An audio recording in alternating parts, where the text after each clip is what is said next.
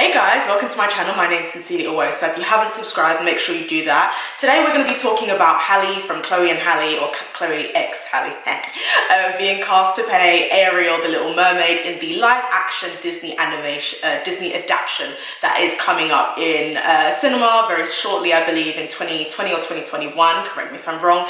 And in terms of correcting me and in terms of dialogue and commenting, please let me know what your opinions are, whether you agree, whether you disagree. Just make sure you're respectful. And make sure you bring the receipts. Anything that's disrespectful will get blocked very, very swiftly.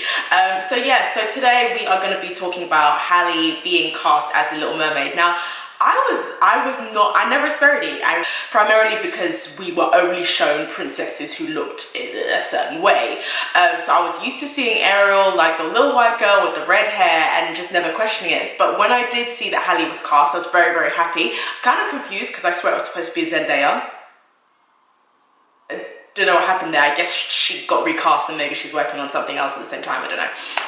So I was really, really happy, and I think Black Twitter was very, very just like, there was just an air of celebration and well wishes, and of course all the whites, not all of the whites, but all of the problematic whites were super angry that their precious Aryan, not even Aryan, but their precious red-headed princess had been cast as a black woman. I'm not sure what the full ethnicity of Halle is. Maybe I should have done more research, but I mean, she looks black. I don't know if she's like mixed race, but she looks black because I know she's a little lighter skinned. I don't know.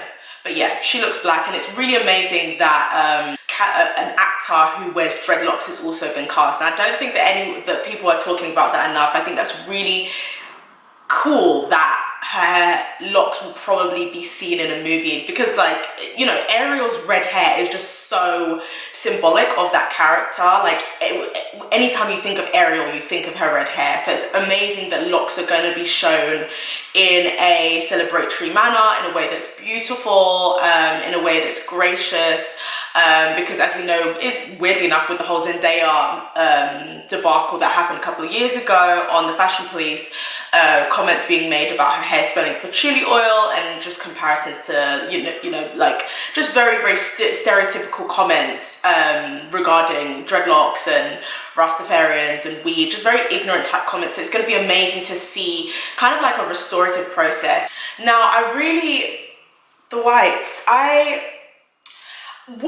it's like, do you know what really upsets me? They co-opt literally everything, right? But also they co-opt the way that we talk about diversity and representation and inclusion. And they use some of like the buzzwords, like some of these buzzwords like diversity, inclusion, representation, and they flip it on its head and use it in sentences that don't make sense. Like the phrase, words mean things, really rings true. Words actually mean things. So to say that we need like Danish representation, you know what I mean? Like, it sounds foul, like even coming out of my mouth, because it just doesn't ring true. It makes no sense. That's not what representation is about. And I think one of the main reasons that people are angry is the simple fact of a lot of white people are very used to seeing whiteness all the time, and they're very used to centering whiteness in everything, whether that be real life or fiction or fantasy or sci-fi. And to be honest, that goes back to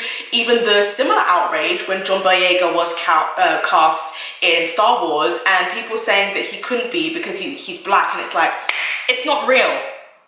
Yeah, these planets and these worlds aren't real. But the thing is, we have centered whiteness in this world that we live in because of white supremacy and denting's there. We've centered it so much that white people they've understood that, and they filtered it through the canon of fiction. And if you look at the people who write these stories and the people that do the animation and the sound, and this is what Ava DuVernay was saying about representation in Hollywood. It's great to have people at the forefront and the actors and the co-stars being actors of color, but you have to have people behind the scenes, because I guess white people feel like, and I guess people at large feel like, okay, if the people who make these films are white, the directors have always been white, and the writers, sound designers, casting directors are usually white, then yeah, of course it would make sense that the people in the movie are white. And it's insane. Mermaids actually don't exist. So holding on to the idea that a mermaid should be white,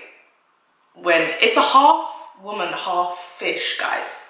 What are we going to go after next? Like centaurs? Like what is this? Now, according to the University of Southern California, in 2014, they did a study, and the study basically found that over 75% of speaking roles in movies are played by white actors, despite the fact that quite a few of those roles that they're playing are actually based on characters who are people of color.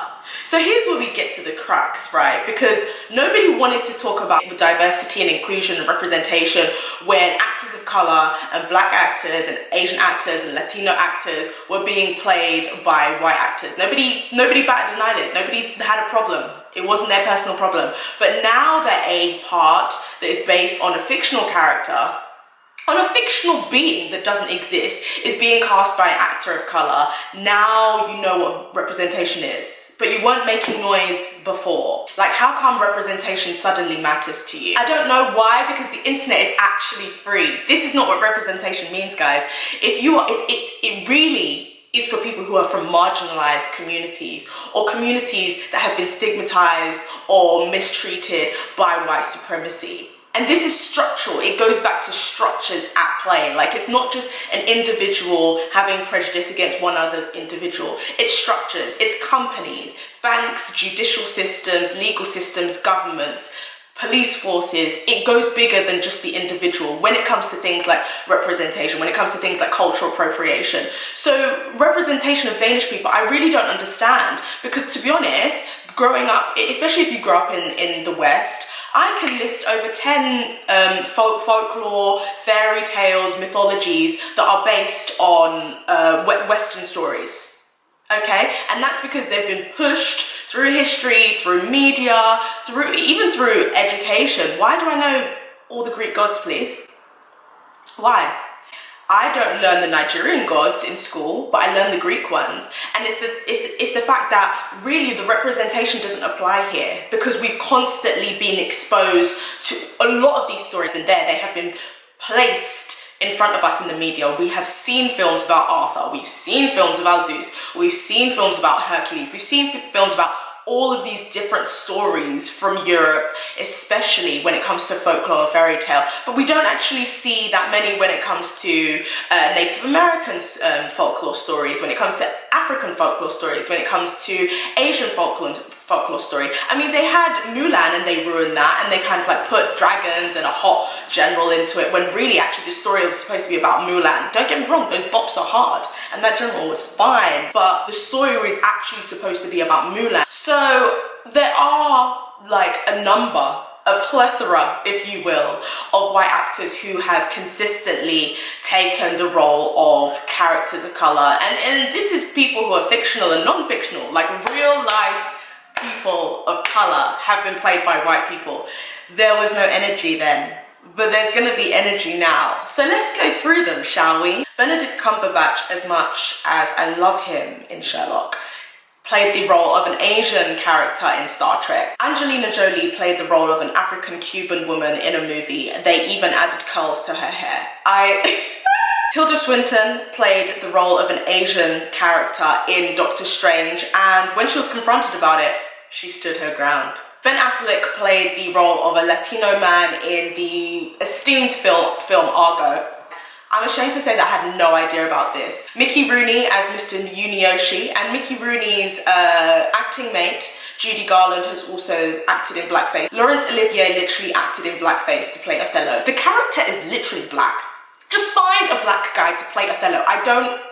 Natalie Wood as Maria, and I'm a huge film buff, and I realized that the original West Side Story, the girl who's Maria, who's literally Latino, like the whole story is about a Latino woman struggling to find her identity when she's in a kind of like Juliet and Romeo romance with a guy who's white, and it's about this clash of race and class, and it's so offensive that she was still played by a white woman. I mean, I could go on. I really could go on. There are so many white actors, and to be honest, this isn't fully about them. And let's not forget our friend Scarlett Johansson playing an Asian woman in The Ghost of Shells, I believe. I will put the correct title there. Didn't go to watch the movie because she's in it. This isn't so much about the actors. This is just about the energy that people have for certain things that they don't have for other things. And it's also about the systems at play that make actors feel like it's suitable for them to take these roles. And this is why it was really cool, I believe, one of the actors who was supposed to be in Hellboy decided to decline the role because, well, you know, it's for an Asian and I'm white. And I really respected the fact that he came out and made a statement about that, but a lot of actors don't. And to be honest, I don't really have much expectation for actors to do that, but I do have an expectation for Hollywood to be more inclusive as they claim they're trying to be, and make sure that there's black people in these rooms, and make sure there's Asian people and Latino people and Native American and Native Australian, Native Canadian people in these rooms, so that they can make sure that the casting goes in the way that it's supposed to go in, you know? White people constantly take roles, and even when a story revolves around black people or black culture, I mean, look at La La Land. The whole premise was a jazz musician. They had one black guy who was a jazz musician in it, but they kind of made him seem like a sellout, but the white guy was the one who really loved jazz, and he was like the hero of jazz in the whole movie. And it's like, jazz is literally a black American musical genre. It's so difficult to be a black lover of film when you're black, because this stuff constantly happens. I really hope that The Little Mermaid does well in the box office.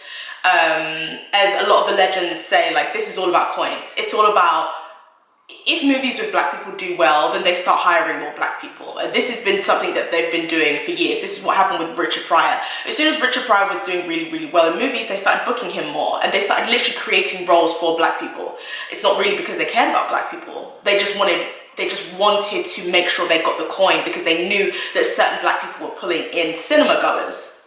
And so I hope that this movie does well. I hope that things shift so that it's not just about money and who's bringing in money, because I don't think for them it's clicking that black people deserve to be seen and that they deserve to have major roles. It's not just about the fact that because of Black Panther and because of things like Insecure and because of things like Atlanta and movies that are doing really well, that, oh, okay, all of a sudden, like, black people are trendy. I don't want us to be treated as a trend. However, I hope this movie does well. I hope the ideas in Hollywood and the ideas just on the ground in terms of like me and you shift as well, so that the culture can shift, the kind of conversations can shift, the understanding of what representation means, the understanding of what diversity means can mature, please. You know, can we get past adolescence when we're having these conversations? But yeah, I hope that you enjoyed the video. Please let me know what your thoughts are, and I will be back again soon. Bye.